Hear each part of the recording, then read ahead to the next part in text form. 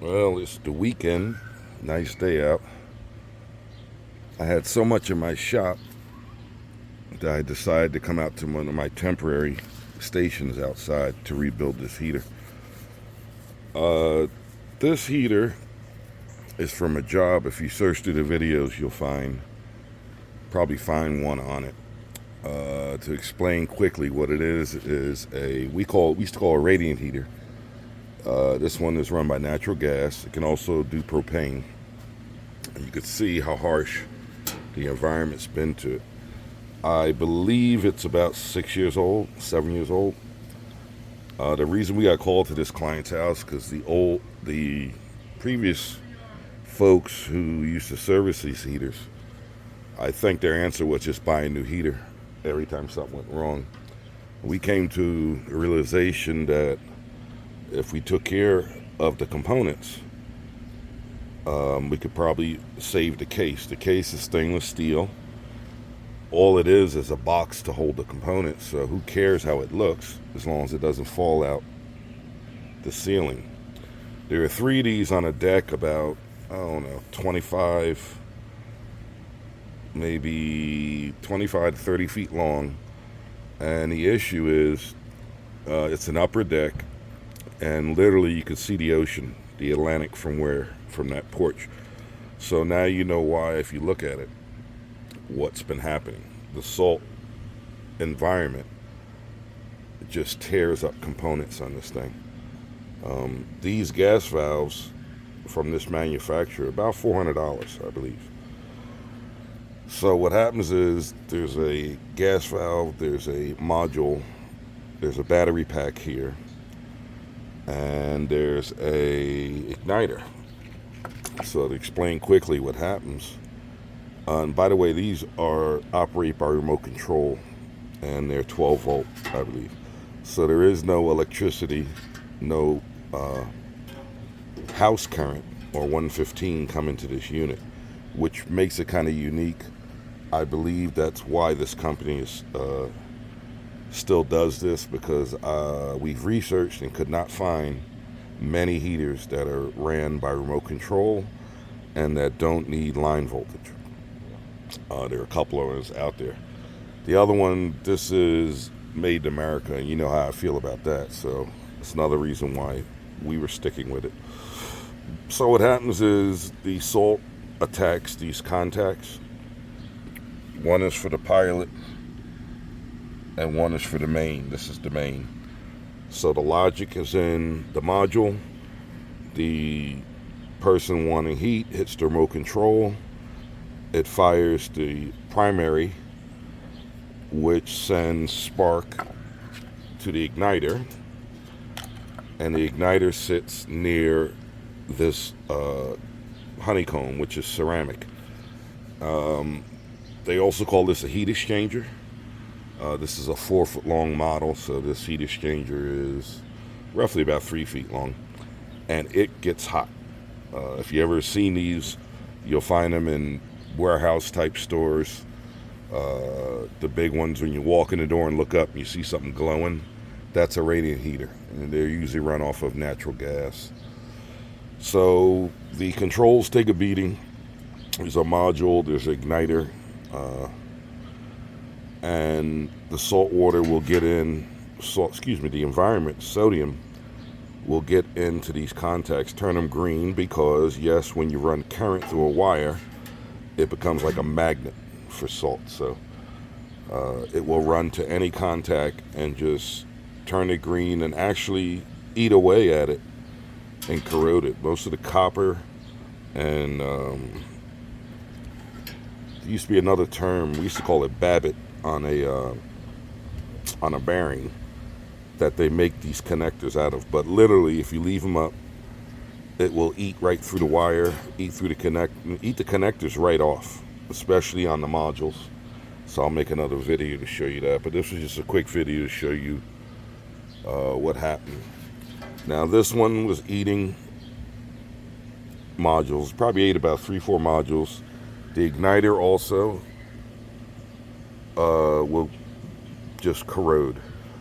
And a lot of the stuff with the components in this unit are mild steel. I guess if you made everything out of stainless, it'd be super expensive. One of these units now is about $2,700 new, roughly, more or less. Again, this is about a $400 unit. You can buy it from the manufacturer. This heat exchanger, I believe, is $800 in that area. So if you figure between that and the gas valve, you're approaching a new unit. However, the client has confidence in us, and we've rebuilt we built 1 out of 3. This will make number 2. And the reason we're rebuilding it is the old heat exchanger, which I'll show you in the next video, has these mounting brackets. And because the box is made of mild steel, the salt just has at it and it will rot the supports. The next thing is the honeycomb from this turns again red hot. I can look it up to see the temperature, but it's enough to glow. So it reminds you of a turbocharger in your car. It literally would turn red. So over time, this ceramic face will heat up, cool down, and eventually it'll crack. And when it cracks, what happens is you hear popping in the heater, loud sometimes. And the reason is this is just a square box. Imagine a square box, and this honeycomb is the face. I think it's 1/2 inch thick, maybe. I'm not positive. So what happens is you hit the remote, comes on, primary comes on, hits the igniter, lights the pilot. Once it knows the pilot is lit, that's why there's 2 wires, one here for the igniter and one for the main. So the module is sending out in 2 stages. First stage is this one, which lights the pilot. Common gas valve, you know how they work on water heaters, furnaces, same principle. Once the pilot is lit, it sends a signal back to the module to say I got pilot, and it opens the secondary or the main valve on the gas valve. And in the back here you can see that hose and that nozzle. So what it does is starts blowing gas into this empty box. This box is nothing to it. It's just an empty box with the honeycomb mounted on the face. So now once the gas gets in the box, if the box is sealed, the gas will blow down the box, eventually, of course, coming through the honeycomb, because you can see it's porous. And since the igniter is near there, it starts sending a signal to the main igniter, this one. And of course, it gets the gas coming through, lights it up, and there you go. That's how it runs. The module in here, I'll show you in another video, also has settings. I think it's low, medium, high, and all that's doing basically is blowing more or less gas, natural gas, to the box through the honeycomb. So I just wanted to show you this. We had to change this heat exchanger, it's called, and also so you can see what shape the jacket is in. This is all from heat and from salt sticking to it. And you have a storm, it'll get wet. And speaking of that, it's the one thing I found with all these heaters in this application. Once it rains and you have super high humidity, the igniter will ground out, which means the spark won't jump where it should, and it won't light. And the module will actually complain that it can't light. I have taken a torch, dried these out, and get them to light. So in view of saying that, we're looking at a different solution, but no matter which heater you buy with this configuration that operates under this logic, if it's wet, it won't. You know, it's like your furnace going underwater. It's not going to happen until it dries out. In fact, if it goes underwater, usually it blows the gas valve or it'll blow the module, but we haven't had that problem.